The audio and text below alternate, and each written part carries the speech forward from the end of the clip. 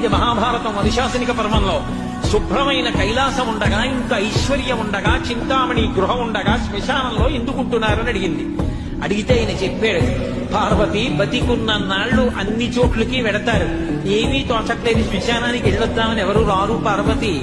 నేనంతవాణ్ణంటాడు, పొడుగ్గా ఉన్నానంటాడు, తెల్లగా ఉన్నానంటాడు, పండితుణ్ణంటాడు, పద్యాలు నాకు నోటికొచ్చంటాడు, ఉపన్యాసం చెప్పగలనంటాడు, నాకు పాటలొచ్చంటాడు, నేను నాట్యం చేస్తానంటాడు, నేను అధికారినంటాడు, నా దగ్గర డబ్బుందంటాడు, నేను పాట పాడగలనంటాడు. ఇన్ని ఉన్నాయనుకున్న వాడిలోంచి ఊపిరి బయటికి వెళ్ళిపోయిన తరువాత వాడిని తీసుకెళ్లి 4 కొత్త కర్రల మీద పడుకోబెట్టి చాప చుట్టి తాడు కట్టి పైన నూలుబట్ట కప్పి తీసుకొచ్చి అన్నీ తీసేసి కర్రల మీద పడుకోబెట్టి కాల్చేస్తుంటే జీవుడు లేచి నిలబడి పుర్రె పగిలిపోయిన తరువాత కన్న కొడుకు కూడా స్నానం చేసి వెళ్ళిపోతుంటే చీకటి పడిపోయాక, అయ్య బాబోయ్ చుట్టూ ఉగ్రభూతాలు, నా వాళ్ళన్న వాళ్ళు లేరు,